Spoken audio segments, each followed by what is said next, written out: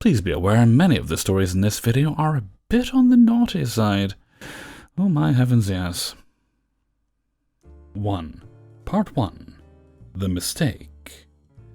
It was my day to do the dishes. I just got this dildo as a present from my girlfriend. It's plastic, lime green, and vaguely penis-shaped but not obvious. I share a bathroom with my sister, 8 years my junior, so couldn't risk being caught scrubbing it in the sink, but didn't know if hand sanitizer and wipes would be thorough enough. So as a last resort, I threw it in the top rack of the dishwasher. Usually, my family avoids housework like the plague, so I wasn't worried about anyone touching the dishwasher. I loaded the detergent, pressed start, and waited anxiously for the cycle to finish. I got up to plug my phone in, and not wanting to attract suspicion by lingering around the running dishwasher, hung out in my room counting the seconds. Unfortunately, I'd been up all night before studying and drifted off while waiting. I woke up 3 hours later and raced to unload the dishwasher. There, like a lemon-scented Freudian nightmare, was my mother, in her yellow dish gloves, holding my dildo. "Mom, I can explain this." "Don't worry, I should have told you." I looked at her, confused. "I know it's your day to wash up, but you've been studying so hard I didn't want to wake you. I forgot to tell you we needed to unload early today because your grandparents are coming for dinner." My mother talks with her hands, so as she tells me my grandparents are visiting, she's flailing the sex toy around like a baton. "But I was wondering," she says, in reference to my dildo, "where does this go? I don't think I recognize it." I was at a loss for words. Because of the plastic and the bright color and, finding it in the kitchen, she apparently assumed it was some sort of cooking utensil. I just stammered, "Don't know," hoping she'd pack it away and forget about it in enough time for me to get rid of it. But she exclaims, "Oh, it's one of those wands to drizzle sauce, like a blaster!" I'm so tense I just vigorously nodded my head, while she kept going on about how nice it is that we had some fancy utensils, and she was hoping we'd start to entertain more, etc., etc. I was completely checked out, just strategizing how I'd extricate it from the kitchen. I spent the next 2 hours plotting how to sneak it out of there, but she was cooking right from the time she found it. She didn't even stop for a bathroom break. I figured I'd light some wadded-up newspaper to set off a smoke detector, so we'd all have to leave the house to stall some. But by the time I came up with this idea, she was already setting the table. And to my horror, my 9-year-old sister was carrying our third-generation antique gravy boat to the table, with my dildo sticking straight up, erect, if you will, in the sauce. I called my best friend and begged him to say I'd borrowed the sauce drizzler from him, and he needed it back now, but by the time he stopped laughing and listened to my plea, my grandparents had already arrived. And we don't live in the kind of community where friends drop by unexpected, so if he came by now it would arouse suspicion. Part 2. The Dinner. My grandparents had arrived, and were hanging out in the TV room playing checkers with my little sister. The table was set, and we were waiting to eat until my dad got back from work. He'd run late and the food was getting cold, so when he steps foot in the door, my mom frenziedly ushers everyone into the dining room, an alcove just off the TV room. I'm almost sweating through my shirt, my face is red, and I'm usually pretty quiet, but out of nervousness, I just couldn't shut up. My dad put his hand on my shoulder and I practically jumped out of my skin. He said, "You okay?" "Of course I am. I'm always okay.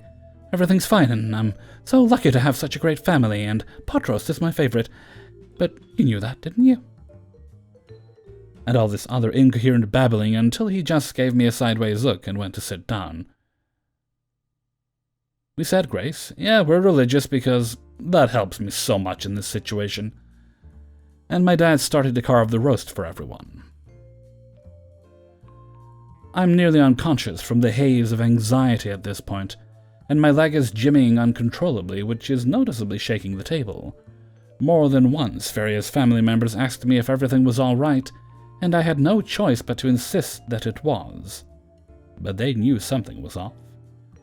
My father says to my mother, "Pass the gravy down, please."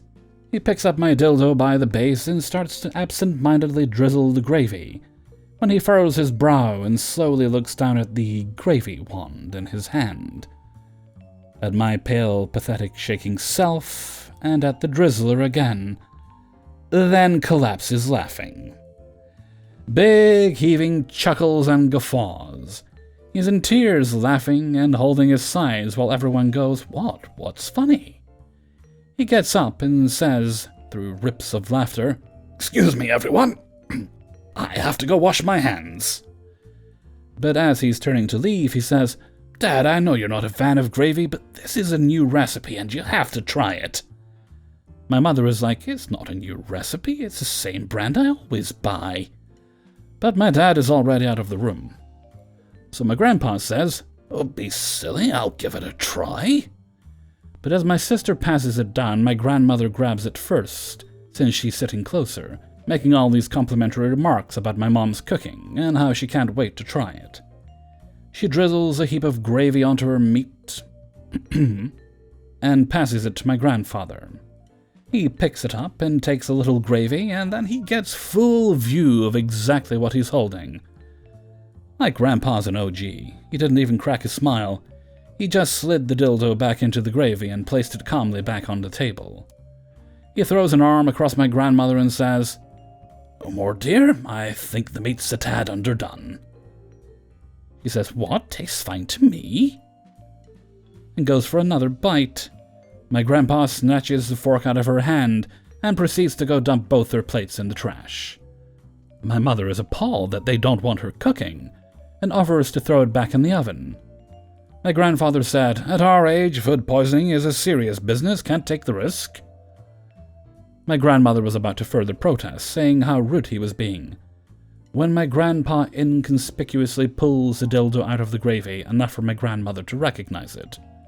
I don't want to know why she could. She quickly says something that adds up to, "I wasn't all that hungry anyways." So, my grandpa isn't going to let me get away with this that easy. It takes maybe 3 minutes before he says to my mother, "This jerked chicken is delicious." I choked on the green bean I'd been nibbling. My confused grandmother says, "Dear, it's a pot roast. Are you feeling all right?" My grandpa says, "Never better. I'm just saying this particular pot roast reminds me more of pulled pork. Maybe it's something in the gravy." Then my grandmother realized what he was doing and firmly says, "David, stop it." My mother is beside herself with confusion and offense over the dumped meals, going, "Everyone is being so strange tonight. What is happening?" My dad walks back in, face still red from laugh crying. My grandfather cuts in. "So, I hear you've been studying long and hard for finals." My mother doesn't get it and said, "With college applications coming up, it's never been more important." Grandpa says, "Oh, yeah, I hear it can be really difficult to penetrate that inner circle." My dad excused himself again. Just as he was leaving the table, the doorbell rings. In between snorts, he calls to my mother, "I've got it, hun." He answers the door, and it's my neighbor from a few houses down. She also happens to be me and my sister's piano teacher. So she knows our family pretty well. She's locked out and wants to wait for the locksmith inside our place since it's freezing cold outside. My mother offers to fix her a plate. She gratefully accepts and sits down. She's met my grandparents before at our recitals, so they get to talking about politics or whatever, when my mother offers her some gravy. My dad and grandfather simultaneously go, "No," and my dad cuts in, "It's spoiled." My mother says, "No, it's fresh from this afternoon. They've all been strange all night. Don't mind them, must be the cold weather." So my neighbor, piano teacher, longtime family friend, finally clasps my dildo with both hands and begins drizzling the sauce over her meat. She stops and puts it back in the boat, then raises her eyebrows all the way up and pushes her plate away. A few silent seconds of chewing go by when my neighbor turns to my mother and goes, "Hey, why is there an, artificial phallus in the gravy?" Part 3. The Aftermath. So a few minutes after that, my grandfather got up and thanked my mother for the most exciting meal he'd had since the war, and got the heck out of Dodge. My father was trying to collect himself from laughter again, and my mother was multitasking between assuaging my conservative ultra-Christian piano teacher and my sister's questions about what an artificial phallus is. They ended up just telling her it was a sauce drizzler, so I can only hope that phrase comes out of her mouth after some fancy dinner party sooner than later. It is around that time my mother points at me and says, "Room, now." Frankly, I'm just glad to have a reason to leave the table. About 45 minutes later, my mother comes in to lecture me about boundaries and morals and hygiene. Informs me I'm grounded from now through all of winter break. She hands me back my toy and says I'm not in trouble for owning it, I'm in trouble for bringing it to dinner. She gets up to leave, but as she does, she turns to me and says one last thing. "Son, I know at this age you'll experiment with your sexuality, but hear me when I say you won't do it in the kitchen." 2. I grew up in a small town area, small schools and stuff. My town wasn't in town, but out in the boonies, so to speak. So lots of trees, houses all far apart, etc. One night, chilling in the living room with my family, we start hearing tons of sirens. Very abnormal for our neck of the woods. Get out to the porch and see a bunch of fire trucks and stuff heading down our road. We were all curious as to what was going on, so I told my parents I'd go for a walk and try to find out what was going on. They said, "Cool, go for it." Off I go to investigate, only to see that shortly down the street they have blocked the road off because, fire. Most normal people would take this as a cue to go home and say, "Oh, they have the road blocked off, but it's at this house that's right down the road." Clearly this was not good enough for my nosiness, so I decided the smart thing to do was to cut into the woods on the side of the road and try to get closer to see what was going down. No real reason, it just seemed like the thing to do at the time.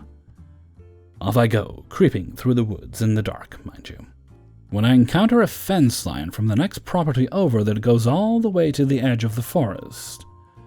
It was a plastic chicken wire kind of fence, so not exactly scalable. I take this as a sign to turn back and head home. Just as I turn around, a cop car rolls up and pulls over directly across from me. Keep in mind I'm less than 10 feet from the tree line. It would be pretty easy to see me. My genius mind starts thinking I'm going to get in trouble and be accused of starting this fire nearby because... This is clearly very suspicious, creeping through the woods in the dark, house fire nearby. I'm obviously up to no good. So in a moment of panic, I drop to the ground behind the bush and decide to wait the cop out. But the cop doesn't leave. He's clearly stationed there to turn people around. In fact, he gets out of his car and hangs out leaning on the hood of his cruiser. My leg is falling asleep. I try, and ever so careful, change position and, of course, create a resounding crack of snapping a branch. Literally sounded like a sound effect straight out of a movie. Middle of nowhere, at night, no cars. It was loud. Cop, of course, whips out his flashlight and starts shining it in my general area. I'm definitely screwed now. I whip out my phone, cover it with my hoodie, and start texting my folks, telling them I'm stuck. Gonna be a while because there's a cop right next to me where I'm hiding, in the woods. My dad naturally is like, "You are what? Why are you hiding in the woods?" And tells me to just walk out and tell the cop what's going on. This is clearly never going to happen.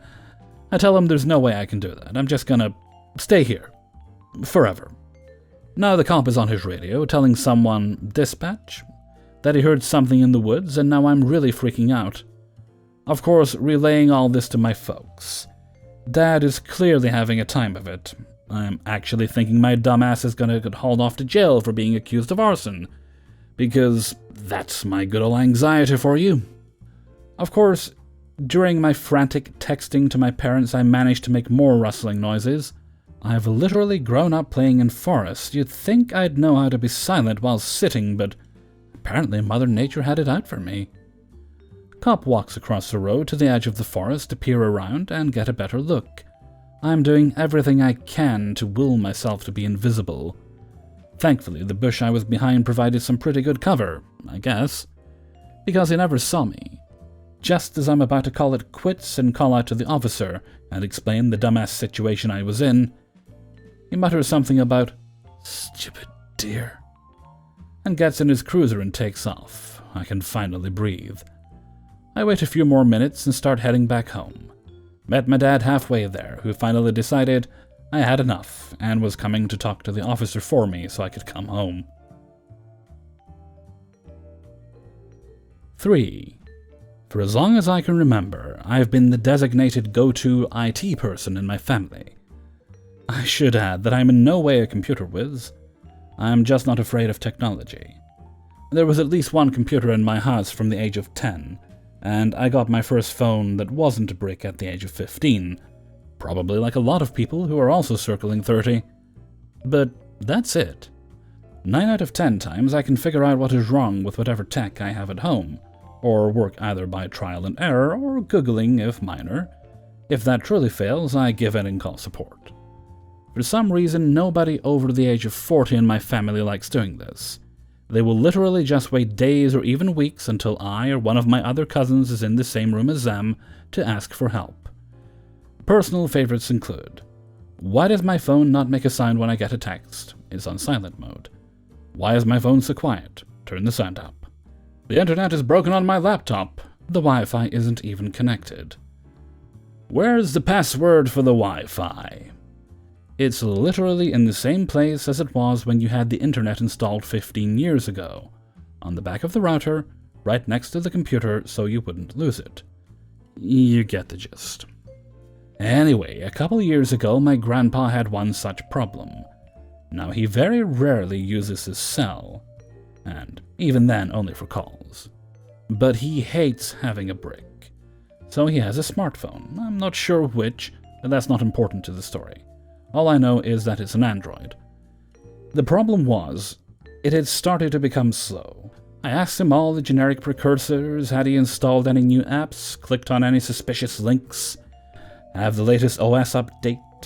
Questions 1 and 2 were a no. Question 3 resulted in a look of complete bafflement. So I said I would just take a look, and he hands the cell to me. Everything all seems to be up to date, no strange apps. Wi-Fi and other signals all strong. I'm at a loss, but I refuse to give in, so just start opening things and looking busy. Then I opened the browser. My God. There were so many tabs, a lot, like a hell of a lot. As in, I don't think the man had ever closed a damn tab in his life. So I tell him there are a buttload of tabs open, and maybe we should close them all and see if it makes a difference. After explaining what tabs are, he seems confused, saying he doesn't really use the internet. That's cool. I can see him probably getting a bunch of spam texts, emails with links he clicks on willy-nilly, then pressing the home button, thinking it will make them disappear forever. No biggie. I hand it over to him to close them all because, privacy. But he says I can just do it. All right. I settle down for a fun few minutes of repeatedly hitting the X in the corner. It's all pretty boring for a while, then I see something. Something you should never wish to see anywhere near your grandparents. A Google search for glory holes near me. Oh dear God. I'm frozen for a few seconds. Flashbacks to the time many years ago I found the little blue pills in his cupboard that I hoped I'd forgotten. I push it all aside and start hitting the X again. It's all mundane and routine again until, you guessed it, something else. A Google image search of, I assume, glory holes. A whole bunch of pictures of dicks in holes, dicks in other dudes' mouths. Not even high production quality stuff. It literally just seemed like pictures the random dudes putting their dicks into things took themselves. No artistry to it. I'm again frozen, looking up at Grandpa, who was just patiently waiting, looking all innocent. And why would he not be? He clearly thinks that once you hit the home button, it all disappears into the void, not just waiting there for you to come back to, or your unsuspecting grandkid to stumble upon while trying to fix yet another simple problem. I go back to clicking X more and more rapidly this time, lightning speed. Like I should have done from the beginning. It finally ends. I hand it back to him and say that should fix it all. I have no idea if it will or not, but please just take it back, sir. He thanks me by slipping me a few dollars and tells me not to spend it all on candy, like I'm still 5. My grandma walks in. He tells her I fixed his phone. She's amazed. He's amazed. They think I'm Bill Gates. When I leave, I do the only thing I can think of. I share the burden. I call my dad, their son. If I have to live with it, then he's gonna have to live with it too. And to this very day, whenever Grandpa has some kind of tech issue, I avoid the browser at all costs and hope for the best. 4. This all starts out in the middle of June 2021. School got out for the summer, and I'm enjoying myself. One night, me and my friend are hanging out, playing some Xbox, having a grand old time. That is until I see 50 notifications on my phone from a group chat I got added to called Gay Shot. I check the chat, and it's my friend group talking about ordering things that involves my mom's house. I DM one of them asking what the fuck is Gay Shot and what the fuck is happening. He recalls to me when me and him were talking about how when I was at my dad's, parents are divorced, I alternate parents' houses every week. My mom is not at our home, but she is at her boyfriend's house. He recalls me saying that if I really wanted to, I could order anything I want to my house. He then says that him and the rest of the group are going to order 3 flashlights to my house. Me, not really wanting them to do that, asks, well, what's in it for me? Says he can give me $15. I say that's bullshit and for him to order me one too. I go back to Gay Shot and call them up. We all discuss what the fuck is happening. They say they're ordering 4 flashlights to my house. My friend that's over says he wants one too and chips in for his. So we now have 5 flashlights coming to my house. I ask them how the fuck are we gonna pull this off. After 2 hours of discussion, we make a plan. We order 2-day shipping. On the day it's supposed to arrive, one of the people in the group goes to my house and waits for it to arrive. He gets the package and leaves 2 of the toys in my room and distributes the rest. We say that's good and go to sleep because it's like 4 a.m. now. I wake up, my friend goes back home and life is good. A few days go by and the friend that's gonna get the package decides to check upon the package early. Michael tells me that he's gonna see if the box is there. I give him the password to the lock and he gets inside. He sets camp at my house for hours, but alas, no package. He tells me that he's gonna head out, but in that moment, something snapped in my brain.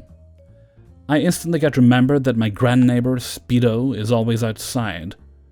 He could easily see Michael if he's on the look, which he usually is. So I tell Michael to proceed with caution. He makes it out safe. The next day rolls around. This day is the day that they should be shipped to my house. Michael walks in my house around 2:30. We call and he's just chillin', waiting for the box full of silicone paradises. While we're calling, my mom calls me. My heart sinks. I know something bad happened. I tell Michael to wish me luck. My mom calls me and says in a distressed voice, "Son, are you home?" I tell her no and ask why. Even though I already knew what was coming, "Son, somebody broke into our house and has been there for 15 minutes. Fuck. I text Michael as she's calling me, but Michael thinks I'm just joking around. "Son, I'm calling the cops." I tell her that I'm worried and that I hope everything will be alright. "Michael, get out. Mom knows. Fuck. He still thinks I'm joking and sends me a funny little selfie of him in my basement. I spam text him fuck until he realizes that I'm not fucking around and he needs to hightail it the fuck out of there. He walks out the door to be greeted by Speedo. "Hey champ, how's your day been? You made OP's mom real worried with this one." and hands him the phone to my Asian mom screaming at him. "What the fuck are you doing in my house? What the fuck are you in my house? What did you do? I will call the cops. What did you take? Explain right now." He is trying to come up with a lie to clear up the situation a little bit. While Michael is thinking, he remembers back to when he stepped on my porch to check for a package.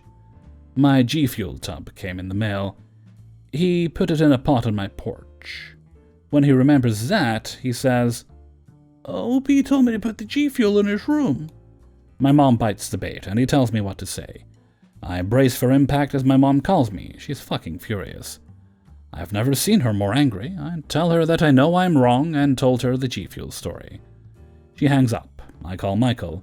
He is at church down the road of my house. We were so shaken up, and we don't know what to do about the package. I tell him that he should be thankful about the cops not getting called. Later that day, my mom tells me that all I have to do is mow the lawn for the rest of the summer. It's the next day, and we come up with a plan. Tonight, around 2:45 a.m., another guy in our group will come to my house and take the package. We talk it through, and wait for night to come. The time comes, and everything is going dandy. He is nearing my house until a cop pulls him over. The cop follows him home and has a talk with his mom. The next day, we talk about what we're gonna do. One of the people in Gay Shot takes a drive to my house to see if the package is there. It's been 2 days past the OG delivery date, and it's not there. We email the company, and they tell us about how they haven't shipped it yet. We talk about what to do, and we end up getting a refund and going to Spencer's. 5. Yesterday, at around 2-ish, I walked down the road to a small convenience store that was nearby, just to get a few things. I got coffee and some sweets, and was satisfied. Until I saw the Monster drinks, all lined up with those different colors in their cool, refreshing, sweet and tangy glory. You're probably wondering why the heck I'm so excited and dumbfounded when it comes to Monster. Well, I never drank it before yesterday. It was a popular drink, so obviously everyone else had drunk it before me. I had enough money, and decided to get a can of the original, then left. Then I had to run back in because I forgot to buy the bread. Yesterday I was doing last-minute revision for my biology mock exam. It was a pretty relaxed day, to be honest. So a little while later in the day I decided to actually try the drink. It was actually nice. Fizzy, of course, but not too fizzy that it burnt my throat. It had a nice flavor, so I drank it throughout the rest of the afternoon. Skipped just before I was going to bed. Now this is the real zinger. I had drank a couple sips before going to bed, having the urge to finish it before the day was over, even though I knew I wasn't going to. Big mistake. Worst night of my life, worst sleep of my life. I had an exam tomorrow, so I knew sleep was going to be essential. But I stayed up on my phone for a bit as usual before going to sleep. My friends did the same. So I turned off my phone and left it to charge, closed my eyes, and waited for slumber to take over. Yep. Just laying there, tossing and turning a bit. Any minute now. Okay, this was getting ridiculous. Why wasn't I going to sleep? I realized it was probably my nerves and active imagination that was keeping me awake. So I tried to try some mindful breathing that my dad keeps reminding me about. Just breathing in and out. Focusing on the breathing in and out. And be tired. Nothing. I checked my pulse to find, wow, my heart rate was unusually quick. Okay, not that quick, but quicker than usual, but not life-threatening. That's weird. I tried holding my breath to slow it down. Does that work for anybody else? No, just me. But nothing. It hit me. The Monster. I shouldn't have drank that before going to sleep. It hit me how much of an idiot I was. I had to think and think fast in order to get some sleep. Since I was revising biology earlier, I was big brain when it came to blood glucose levels. I knew that insulin decreased BGL and that glucose was energy. I had to use up that energy somehow. Yep, I was doing sit-ups on my bed. I did as many as I could before I got a bit tired, thinking that would be enough for me to fall asleep. Finally, the sweet release of sleep. It didn't work. My heart rate had slowed when I was tired, but it rose back up again. God damn it, why? Why me? I really tried to focus on my breathing again this time. I was desperate. I closed my eyes again and took calm, steady breaths. You can guess where that got me. I'm not sure if it was my nerves that were keeping me up or the drink at this point. I just wanted to sleep. You know that one video of a Karen saying that monster meant 666 or something that was basically Satan? She was right. I was giving up at this point. There were birds singing outside my window. Birds were singing. I was losing my mind at this point. Light was also gradually shining through my window. God, he was the only one who could save me now. I am not religious, by the way. I prayed for sleep. I prayed for his forgiveness. I prayed and said sorry for whatever I'd done. For whatever sins I had committed, I was sorry. I prayed for just 1 hour of sleep at least. Please help God. God ignored my freaking prayers and I was still awake. I had given up. You win, monster, you win. Hours later, it is now 5:41 at which I am writing this. I do not feel fatigued, I only feel shame, and my sanity crumble. I have exactly 1 hour and 5 minutes to get some sleep. After writing this, I will be offline, and trying to sleep before my biology exam at school today. Hey everybody, Hellfreezer here, and thank you very much for listening to Embarrassing Stories, episode 84, and thank you very much to everybody who allowed me to use their stories in this video. Right, where are we? This is, I think I'm putting this one up on Sunday, so that's the 18th. And if all's gone well, I'm getting to enjoy a lazy weekend, by which I mean doing things in the garden and tidying the house. Adulting. Alrighty, update. It is still quite warm here, at least warm for Scotland. Not intolerable, but, you know, the fans tend to be going full blast whenever I'm not working. Sometimes if I'm doing recording streams, the fans are going in between the actual recording parts. Anyway, I'm gonna head off before my brain melts, so until next time. Oh, wait a minute. Thought I forgot, didn't you? Because I had. If you enjoyed the video, then please do like, comment, and subscribe if you haven't done so already, and share the video around to all your friends and family. Okay, and with that, I'm gonna head off for now. So until next time, thank you very much for listening, and take very good care of yourselves.